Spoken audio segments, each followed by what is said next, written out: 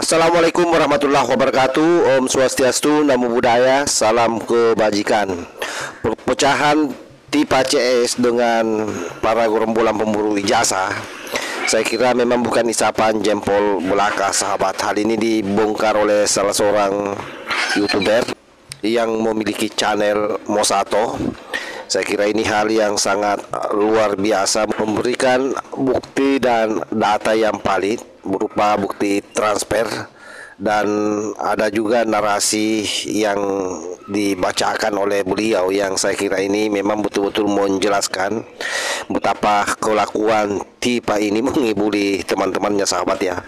Selain itu, saya kira dengan adanya bukti ini semakin memberikan penegasan bahwa mereka semua memang berjuang hanya untuk cuan, sahabat. Untuk lebih jelasnya bagaimana Mosato membongkar kedok TIPA dalam proses penjualan buku yang isinya adalah fitnah terhadap Pak Jokowi, ini kita simak videonya. Saya akan baca. Ini bukti transfernya. TIPA Ma'ruf Duit. Ini bukti transfernya, teman-teman. Ini bukti transfernya. Namanya jelas. Nominalnya berapa? 150 juta ribu rupiah yang ada di tangan TIPA. Karena pembagian proyek tidak adil ya. Belum lagi soal 16 miliar. Ya kita nggak tahu ya. Nah sekarang kita langsung aja ke isi chatnya, teman-teman ya. Perhatikan baik-baik di layar, saya akan membacakan untuk Anda. Tentu ini chat yang rahasia. Siapa pengirimnya? Ini valid ya. TIPA siap-siap mental Anda ya. Gandrung gacor dana JWP. Ditulis oleh Cak Sableng. Ya, Cak Sableng ya. Udah kayak Wiro Sableng aja nih ya. Luar biasa Cak Sableng. Top Marco Top. Ya, top Marco Top Cak Sableng. Masih seputar buku JWP, Jokowi's White Paper. Kok berjudul Dana JWP? Maksudnya, buku itu diterbitkan dan didistribusikan oleh Ahlina Publishing. Tapi sampai dengan tulisan ini ada, saya sama sekali belum dapat nomor kontak CS ataupun kantornya. Nomornya masih misterius, semisterius keberadaan ijazah Jokowi yang kabarnya telah disita polisi. Ya benar, ijazah Pak Jokowi sudah disita polisi. Buku JWP dicetak dengan skema PO atau pre-order. Pembeli transfer sejumlah uang terlebih dulu ke rekening yang ditunjuk. Rekening tadi, TIPA ya. Kemudian buku baru dicetak dan didistribusikan ke pemesannya. Sesederhananya begitu. Makanya judul tulisan ini jadi Dana JWP, dana yang masuk ke Ahlina Publishing untuk membiayai proses penerbitan buku tersebut. Di balik buku itu ada sejumlah cerita. Pasca soft launching di UC UGM tanggal 18 Agustus 2025, saya adalah salah satu pihak yang pertama menginisiasi dengan berbagai info sekaligus mengajak seluruh rakyat Indonesia di mana saja berada untuk memesan buku tersebut. Saya pun menyediakan diri sebagai EO atau Event Organizer yang saya labeli IORB, Event Organizer Rela Gama Bergerak. Saya berpikir untuk memfasilitasi para penulis JWP mengadakan bedah buku.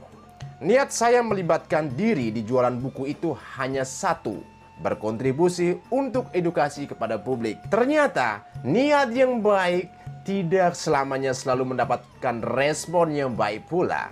Gelagat ketidakberesan tentang keuangan sudah saya rasakan pasca acara soft launching. Wow, kala itu masih di hari yang sama dan masih di kota Jogja juga. Awalnya saya sikapi bahwa ini hanya karena kedaruratan akibat acara yang penuh dengan dramatis. Oke, saya pilih closed case. Tapi rupanya urusan cuan yang juga tidak saya duga sebelumnya kembali terjadi.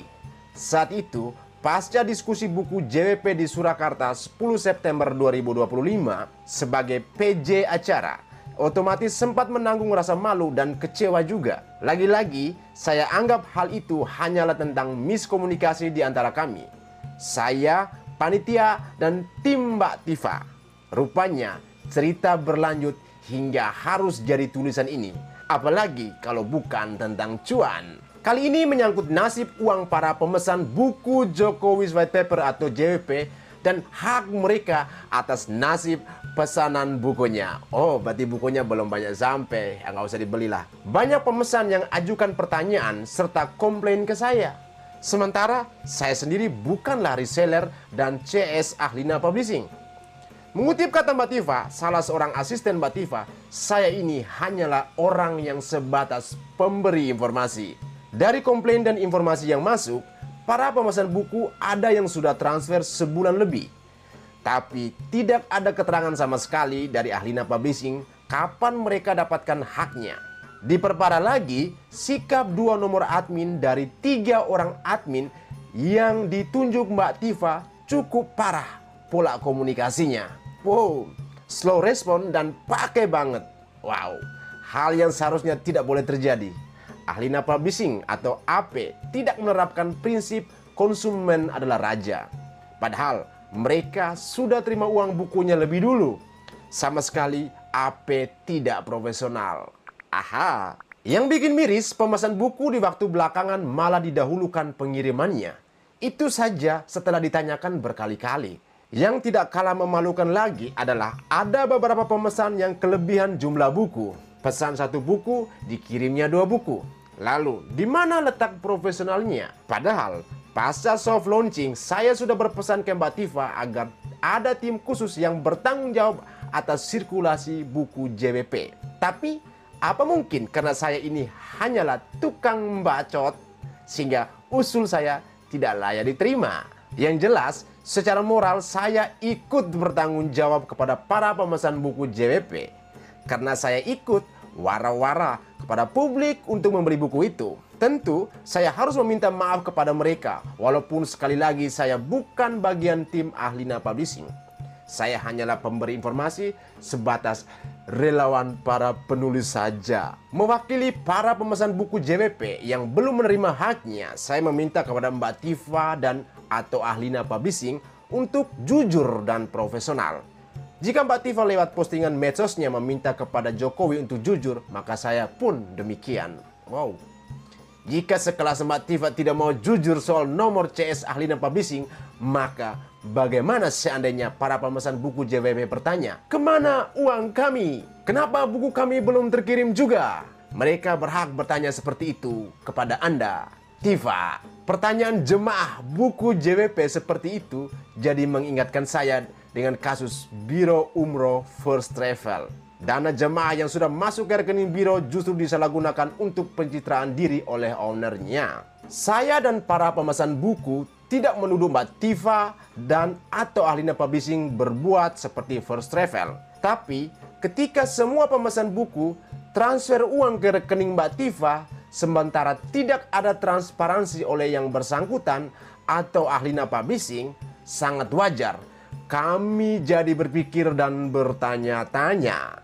Masa iya sih ketika ada pemesan buku bertanya, sampai di mana buku kami? Atau kapan buku kami dikirimkan? Tifa menjawab, menye.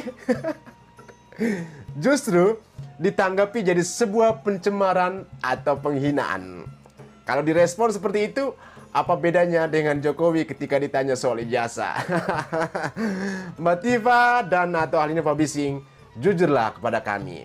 Ya, catatan di sepertiga malam dari Bantul Selatan, Yogyakarta, Sabtu 4 Oktober 2025. Saya kira jelas sahabat ya, apa yang disampaikan oleh Mosato ini, saya kira ini menjadi referensi bahwa yang namanya perjuangan kalau tidak dibarengi dengan idealisme, maka inilah jadinya.